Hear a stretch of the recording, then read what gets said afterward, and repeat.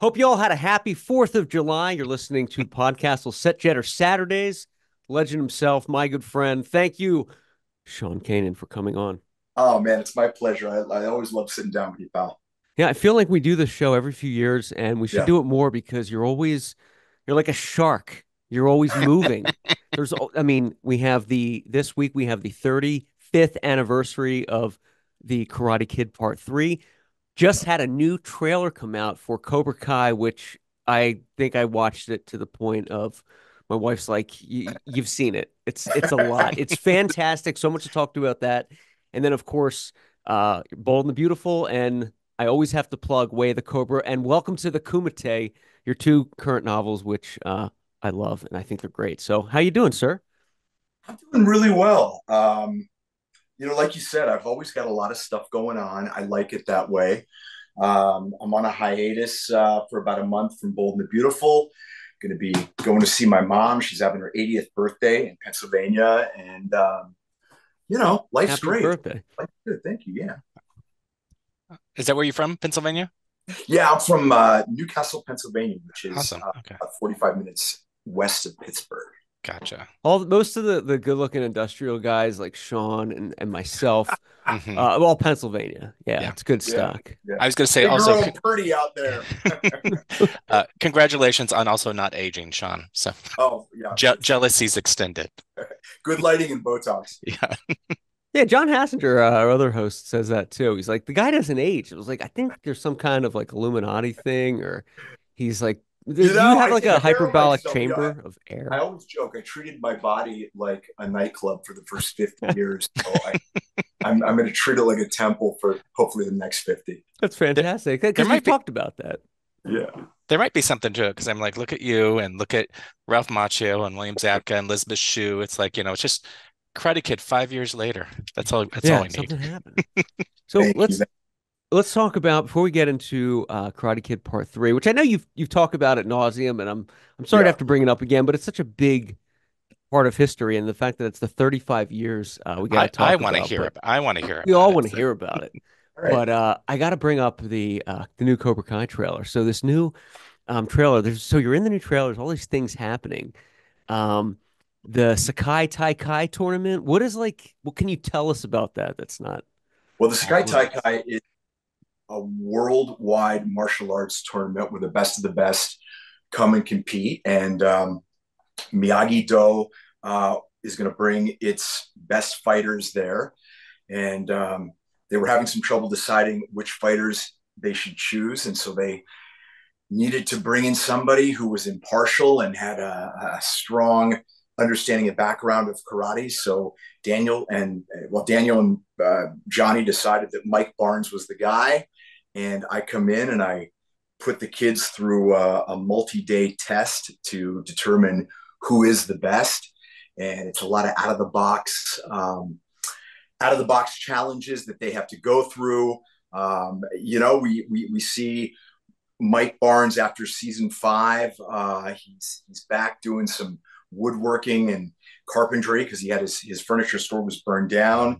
The relationship with Daniel continues to develop, and the relationship with Johnny is tense and culminates in something pretty dynamic that I think the fans have wanted for a long time. And it was just it was really wonderful to get the call to come back for this 6th and final season, because I really think that this might actually be historical in the sense that it could be the most streamed television event so far in history. I have no doubt about that. It's the biggest show in the world, and this trailer just it hits all the right notes. So they did the All Valley tournament.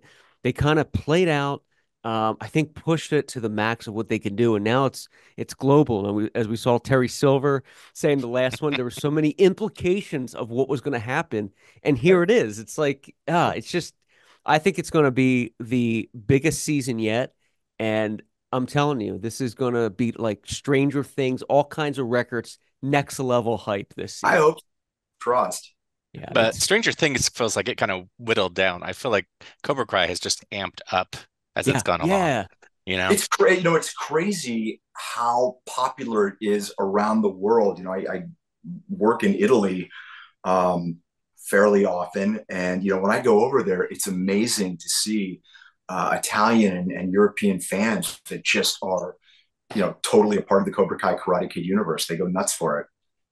It's fantastic. And what I love about Mike Barnes on the show and Johnny Lawrence and everything, they do such good fan service to people of the original fans of the franchise, but they don't do it in an exploitative, Yeah. shameful, like just throw them in there and have them do this line. It's you could care about the show if there was no Karate Right. Kid Yeah. movies ever. And I feel like that's the magic of it, where a lot of reboots and things like that, it's built for the original fans and that's it. This Right. show offers more to new audiences, and I think that is a credit to you and your abilities and the cast, and it's just the writing. It's just fantastic. Yeah, the writing's terrific, and the show is interesting. It's a bit of an anomaly in the sense that you've got the guys my age, guys and girls my age, who watch the show for nostalgic purposes because they grew up with it, and then you've got this whole other audience because the younger kids are in there, and so I think a lot of times when parents and their kids can't necessarily communicate really well, the show unites them with something in common that they both like. And so I always joke that Cobra Kai is actually an international force for good, bringing families together. It's Yes, true. it is. It's true. It's you know what? You know, World peace solved. We can all world agree that Cobra Kai is a peace, good peace show, through and karate. Stacy's mom's got it Yeah. going on. It's fine. Yeah. And you brought up the Karate Kid universe, and it's strange. Like this is not a franchise you think would be, and I say universe worthy, but they were able to mine so much over the past several years. It's amazing. Like, and they, like Matt said, they did it in the right way, and it wasn't overly fan service, but enough winks here and there to Mhm. people my age to, Yeah. I think about Robin Lively dropping the little mac and cheese, reference and stuff. It was like So good. perfect for Right. me. That's all I Right. needed. We didn't Yeah, need there's to have her. tons of little Easter eggs and references and stuff that I think it's a lot of fun. And the fans, a lot of times somebody will say something to me, they'll ask me a question and say, was this like a little Easter egg, or was this like a little reference to this? And they're much more attuned to it, I think, than I am.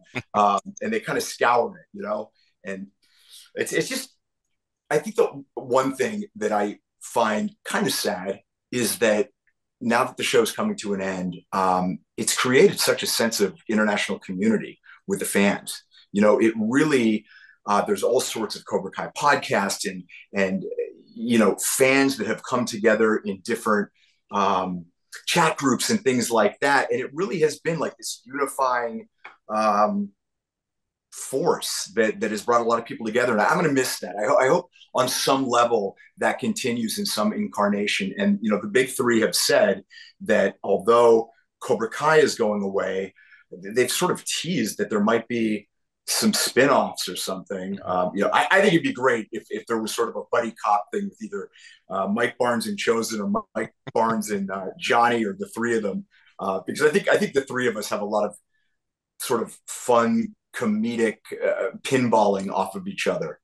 Oh, the chemistry with you guys is fantastic. And I feel like with any great franchise and universe like that, like they did it with Game of Thrones, they did it with Sopranos, Right. they didn't anticipate how big it would be. And Right. with Cobra Kai, it's so big. I don't see that being the end of the road. I mean, there's just so much build into it. Money keeps the world going around, and also Yeah. with the fandom and everything. Yeah. I feel like they're not just going to stop there. So I hope that we can still see Mike Barnes, and we're going to looking forward to the new season coming out, episode 1 on July 18th. So congratulations on Thank Cobra you. Kai. Thank And you. we're going to talk about something you probably don't get asked a lot or mention, and that's the Karate Kid Part 3. It's the 35th anniversary. It was released on June 30th, 1989. It came out. Sean, we have questions. We know you got answers, sir. So I just need to know, Right. I've heard different, like, how did you first get involved in the film? So you read online, you see the Wikipedia, but you're like, you can only guess that half of that's true. But, like you were chosen out of 200 hopefuls, but I was kind of curious about 200. No. okay. 10,000. It's amazing. 10,000. I'm sorry. Yes. There were 2,000 at the open call. And, I was doing an interview before season 5 on the set of Bold and Beautiful with Entertainment Tonight. And I said, it's really funny how things come full circle. When I auditioned, when I screen tested back in 1988, Entertainment Tonight interviewed me. And the guy who was the host said, we've got this extensive vault of footage. We're going to find that. And they actually found it. So if you go on YouTube and you put Sean Kanan, Entertainment Tonight, you can see the actual moment when John Avildsen comes up to me in line. My voice is like 3 octaves higher. I've got like the golden helmet, feathered hair and everything. Yeah. And you had the hair at the time. Fantastic. They bring me, inside to, I do an interview with Entertainment Tonight. I screen test with Ralph, and I hadn't seen that in like 35 years. And I think when you have seminal memories in your head of really important moments, they morph and change as time goes along. But as I watched this video, my recollection of what happened was really accurate because it was such a profound moment of my life. And so you can actually watch it and see what happened. I came out to Los Angeles May 20th, 1987 to start my acting career. I was finishing university at UCLA, getting my degree in political science, but I was sort of 1 foot in, 1 foot out because I was auditioning and I was working a little bit. I did graduate, and then the open call came for Karate Kid 3, and I tried to usurp the open call. I went to the casting director's office. Her name was Caro Jones, and I said, "Hey, I'm a real actor. I've got my SAG card. I've done like 1 episode of a show that like shortly thereafter went off the air. Can I audition for you?" And she was like, "No, go wait in line." What? And I was like, "Okay." And so, yeah, I showed up at the studio, and there were just like throngs of people. And, John Avildsen, who had directed Karate Kid and Karate Kid 2 and won the Oscar for Rocky, was making his way up this line. And, I'll tell you, most times in life, success takes a lot of time and then builds to critical mass, and something happens. And then there are occasional times in life when things unfold in a couple of seconds. And I knew this was one of those times that I had a couple of seconds to get this guy's attention. And sure enough, John Avildsen stopped in front of me and asked me to do a little improv with him, which I did. And he said, "Well, I buy it." And he sent me inside. And then I went inside and I screen tested with Ralph Macchio. And I thought I did really well. And I unfortunately found out about a week later they didn't hire me. And I was crushed. And as luck would have it, about 10 days later, they fired the guy that they hired, and they called me back. They didn't tell me they were calling me back to give me the role. They just called me to the producer's office. I'm driving through Sunset Boulevard through Hollywood, down around Barham to go to the studio, just knowing, okay, this has to be good. They're not calling to tell me I didn't get the role again. Maybe it's like a buddy, a henchman, something. And I went into Sheldon Schrager's office, who was the executive in charge of production, and John Avildsen was there, and Robert Mark Kamen was there, and Robert had me do some basic martial arts moves. And then they went inside an adjacent room. They left the door open so I could kind of hear them talking. And I'm just like dying, I'm just of course. Dying. And then they said to me, "All right, you got the job. This is what you're getting paid. Go to wardrobe." It was like so quick. Wow. I didn't have time to parents.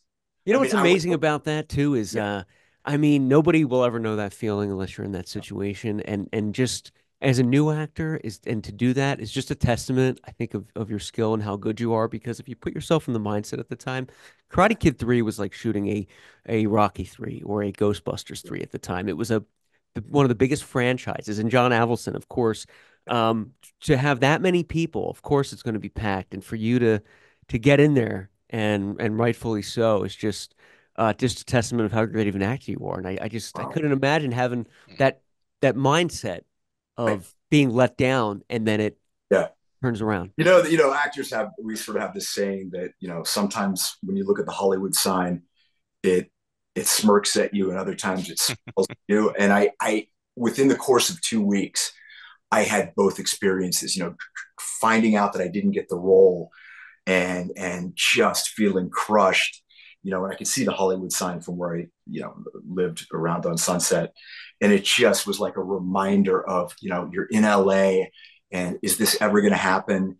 And then when I got the role driving back that night, back to my shitty little apartment above the Whiskey A Go Go on North Clark Street, like the lights seemed brighter. Everything glowed. It was like I could see the Wow. Hollywood. It was kind of surreal. And I didn't know what I was in for, but I knew it was going to be big and I knew it was going to be life changing. And it certainly was in many, many different ways. I'll be curious what Amazing. the process was like, because I assume as an actor you would like time to prepare, and obviously you didn't have that luxury, and sometimes that might be more of a serendipitous case where you're kind of thrown into it. But what was the We process? did have time to prepare. We had about a month of rehearsal and extensive martial arts training, but most, the choreography. I mean, I probably had 4 fights in the thing. I can't remember exactly, including the big final fight at the All Valley tournament where I had 2 fights, I think. I fought a preliminary guy and then I Hmm. fought Ralph. Yep. And, you've got to learn these individual sets of choreography for all of these. And the most important thing is that nobody gets hurt. And so there's a lot to learn. And a month sounds like it's a long time, but it really went by very, very quickly. Can't imagine. Yeah, and to have that kind of adulation and responsibility, how long were you already like, did you move out to Los Angeles to try to make it and all that stuff? Well, Like I how moved what was out, it? like I said, I moved out May 20th, 1987. I wound up doing a really shitty horror film that my manager begged me not to do, but I was just so eager to get my feet wet. I did that. And then I booked a guest star on a show for Fox called Werewolf. And ironically, the other co-star on the show was a really close friend of Billy Zabka's, and Billy came to the set. So I met Billy in 1988. And I was kind of starstruck. I was like, oh, it's Johnny Lawrence, and as luck would have it, within a year later, I was a part of the franchise. And it's just funny. That's the thing about this business. It is ridiculously difficult and it's not fair. And there's a lot of frustration and disappointment, but on any given day, your life can change 180 degrees. And that's why it's so important to stay in the process and not in the results. And to this day, I do what I need to do to the best of my ability. And whether or not I wind up getting an acting job is almost completely out of my control. But my philosophy, and it's the philosophy that's in, Way of the Cobra and Welcome to the Kumite, is that if you create a bulletproof process for anything and you apply it effectively and consistently, doing diagnostics to see what's working and what's not, and don't worry about the results, the over the overarching span of time, you will experience results. So I stay out of the results and I concentrate on, just refining my bulletproof process, whether it's acting or, my relationship with my wife or whatever, and it served me well. It served you well, and I'm glad you brought up Way of the Cobra and Welcome to the Kumite because it's just a perfect time to crowbar this in. And I just thank you for what you just said. And a lot of these nuggets and these pieces that you're talking about, if people feel like they can relate to and they want to make a change and do something, Sean is an author, and I have read his books. I do have them. They're fantastic. The first one is the ones that we're referring to today are Way of the Cobra, and the follow-up is Welcome to the Kumite. And these are I mean, unleash your inner badass. This is Way of Yeah. the Cobra's mantra, and a lot of these stories and nuggets are in there. And I just want to give you the chance, Sean, if we could talk about it because it's helped me.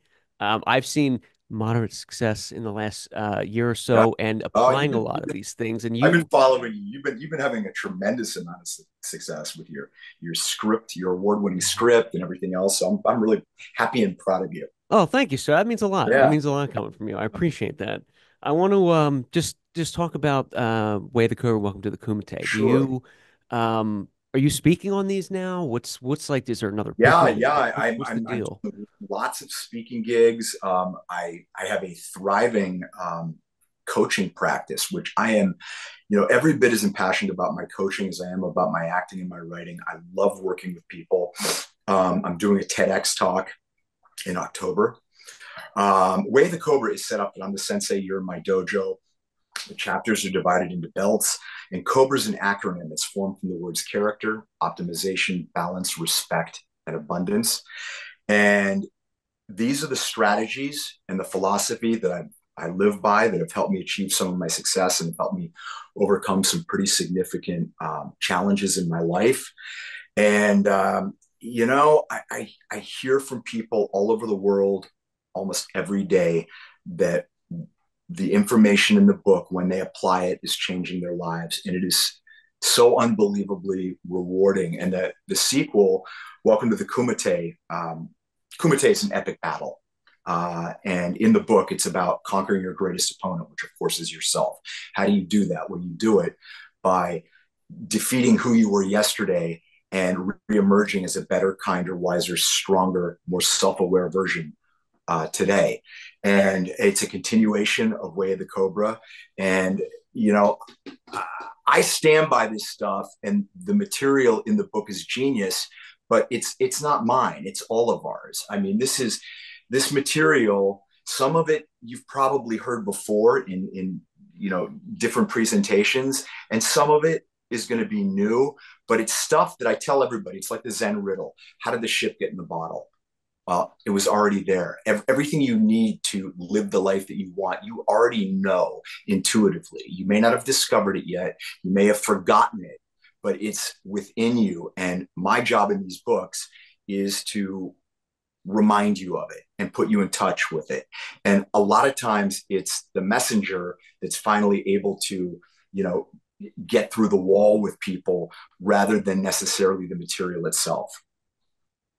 And how can people, I encourage everybody to check out these books and certainly buy them and read them, but how can people participate in some of your teachings that you have to offer if they're interested and they want to make a Yeah, change? absolutely. I keep my DMs open on Instagram. Reach out to me on Instagram, reach out to me on X if you're serious and, are looking to make positive change in your life. DM me and I'll tell you, how you can move forward with that. The books are available on Amazon.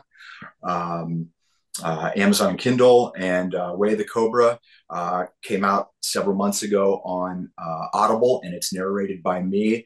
And even if you've read the book before, hearing it narrated by me, I think you'll get a very different flavor for it, and it would be great if you listen to the book. Yeah.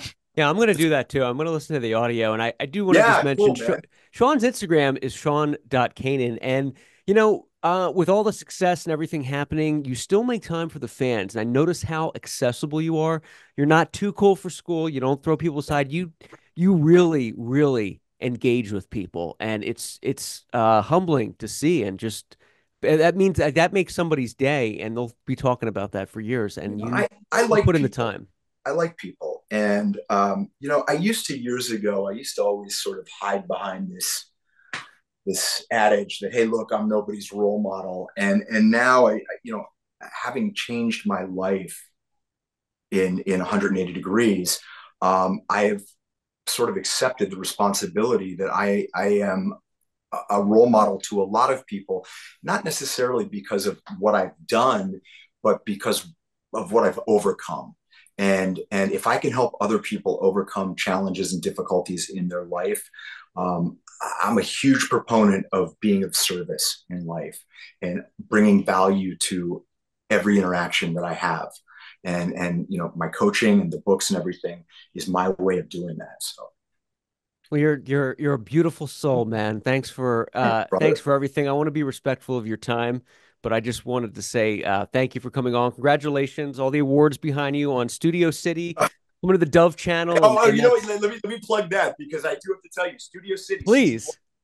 now available on Roku, streaming on Roku, Vudu, Tubi, Amazon Prime, and it's our hope that people that have not yet watched it will watch it. We were nominated for, I think, 16 Emmys. We won 3, including Best Show. Please check out the show, because if we can get good numbers, we're going to do a season 3. And it's like the little engine that could. It's got a show. It's a show with so much heart.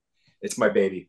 It's such a beautiful show. My wife and I have watched it 3 or 4 times, and everyone I've spoken to that's seen it, they love it. And they genuinely love the show. And I feel like it's even a little bit ahead of its time. You touch on a lot of things in there in such a cool, respectful light, and it's just such a well done job. So you and the family and the team and everyone that put that together, congratulations. I hope. I want to thank both you guys for having me on. I always love sitting down, because we're friends, and it's just like sitting down talking to a friend. It's not like I'm being grilled or anything. And we have to get together soon, okay? Please, please. Thank you so much, guys. too. You're the best. Hey, Matt, one more thing I want to tell you. Please. Your karate's a joke. It sure is. Take care, brother. Take care.